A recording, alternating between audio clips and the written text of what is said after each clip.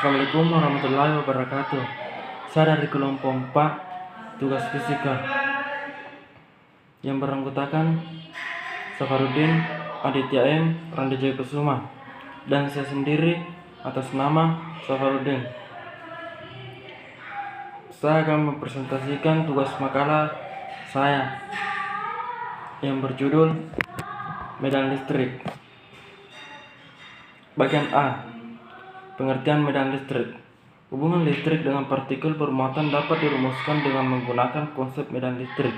Untuk menjelaskan pengertian medan listrik, perlu kiranya dipahami dahulu arti medan itu sendiri. Medan adalah suatu besaran yang mempunyai harga pada tiap titik dalam ruang. Suatu muatan listrik menghasilkan medan listrik di daerah sekeliling muatan tersebut. Selanjutnya, medan ini mengerjakan gaya pada setiap muatan lainnya yang berada pada daerah tersebut. Dengan demikian, medan listrik atau medan gaya listrik dapat diartikan sebagai besaran yang memiliki harga gaya listrik pada tiap titik dalam ruang tersebut. Selain itu, medan listrik juga merupakan daerah atau ruang di sekitar benda yang bermuatan listrik, di mana jika sebuah benda bermuatan lainnya diletakkan pada daerah itu masih mengalami gaya elektrostatis. Bagian B.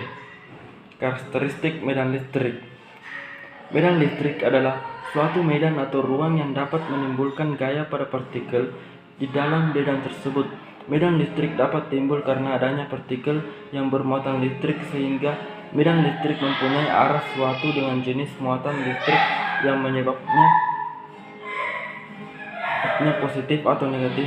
Medan listrik dari sumber tegangan bolak-balik akan mempunyai arah bolak-balik juga. Suatu medan listrik, garis medannya mempunyai awal dan akhir, yaitu berawal dari kawat penghantar yang bertegangan sebagai sumbernya dan berakhir pada struktur konduktif, misalnya tanah atau permukaan benda-benda yang berada di atas tanah seperti bangunan, pepohonan, dan merupakan titik akhir garis medan listrik tersebut. Besaran medan dinyatakan dalam kuat medan listrik E dengan satuan kF/m. Kuat medan listrik tertinggi terdapat pada permukaan kawat penghantar, sedangkan yang terendah pada permukaan tanah atau benda-benda yang berada di atas permukaan tanah. Bagian C. Garis-garis gaya medan listrik.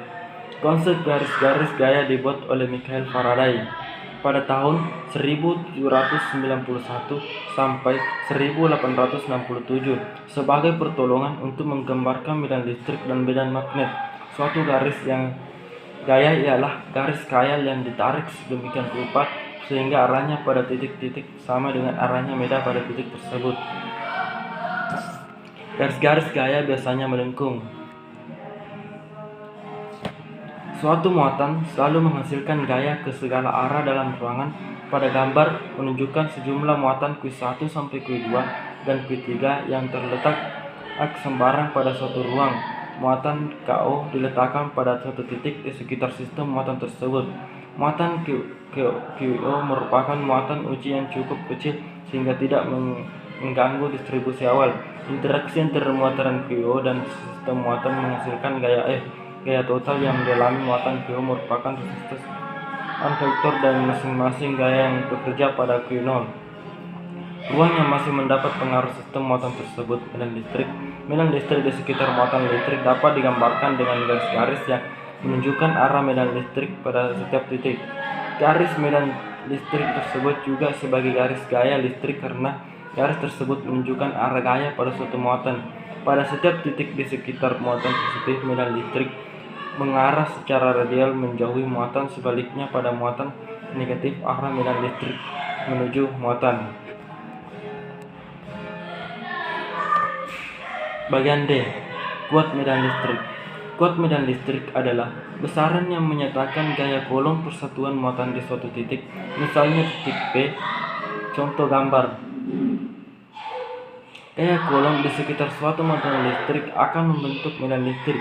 Dalam membahas medan listrik, digunakan pengertian kuat medan untuk medan gaya kolom. Untuk medan listrik adalah vektor gaya kolom yang bekerja pada satu satuan muatan yang kita letakkan pada suatu titik dalam medan gaya ini.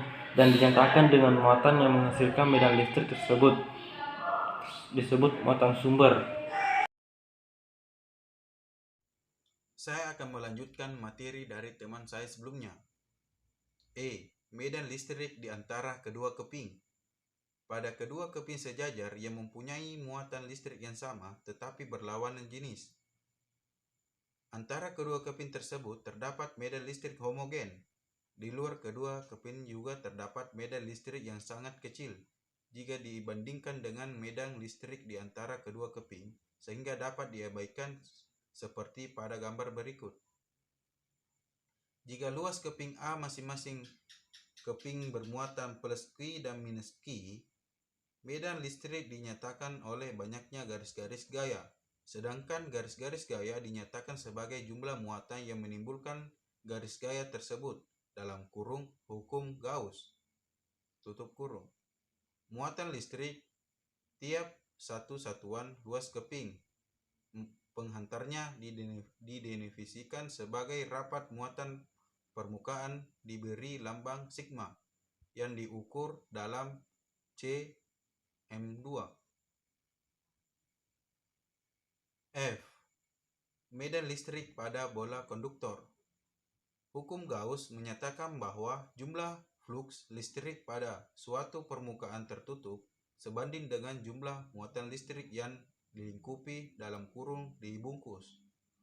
Untuk permukaan tersebut dalam kurung Q secara umum, hubungan persamaan hukum Gauss dinyatakan dalam persamaan berikut ini.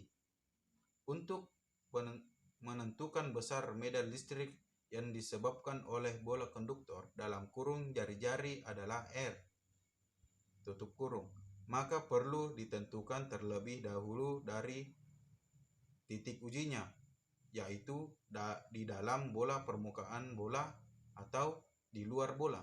Setelah itu baru kita buat permukaan Gauss pada masing-masing titik uji tersebut dengan jari-jari sebesar R. Gambar di atas menunjukkan ilustrasi permukaan Gauss pada masing-masing daerah bola konduktor. G. Aplikasi pemanfaatan medan listrik dan medan magnetik. A. Generator Van de Graaff. Muatan listrik yang diperoleh melalui secara menggosok untuk memperoleh muatan listrik yang sangat besar menggunakan generator Van de Graaff. Gesekan antara pita karet dan roda bermuatan menyebabkan pita karet bermuatan listrik.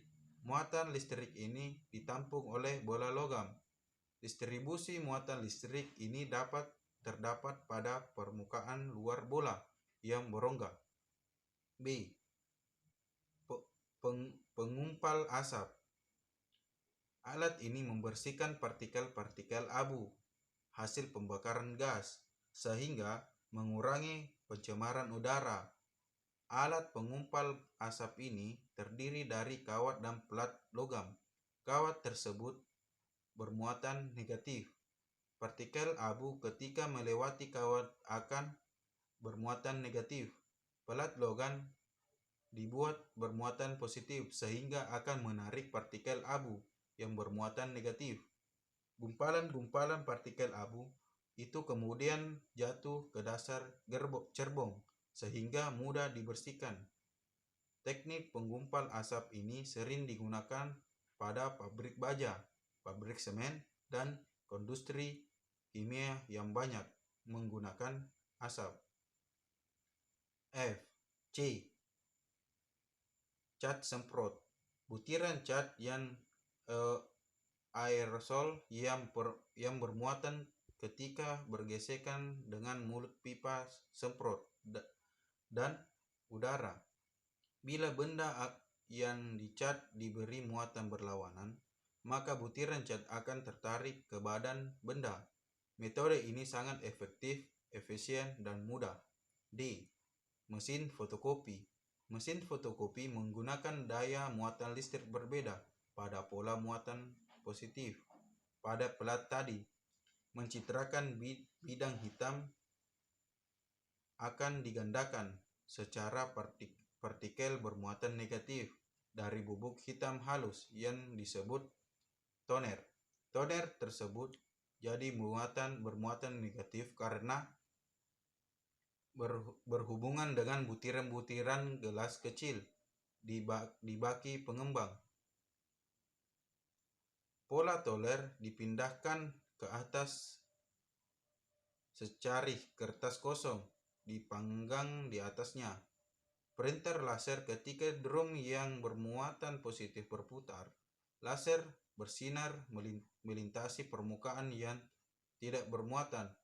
Laser akan menggambar pada kertas dan yang bermuatan negatif setelah melewati drum yang berputar kertas akan melewati fusser. Pada bagian fusser ini kertas akan mengalami pemanasan. Hal ini yang menyebabkan kertas terasa panas pada saat keluar dari printer. Printer laser lebih cepat, lebih akurat, dan lebih ekonomis. Ya, mudah-mudahan penjelasan saya dapat dimengerti. Bila ada kesalahan dan kekurangan mohon dimaafkan. Terima kasih. Wabillahi taufiq wal hidayah. Wassalamualaikum warahmatullahi wabarakatuh.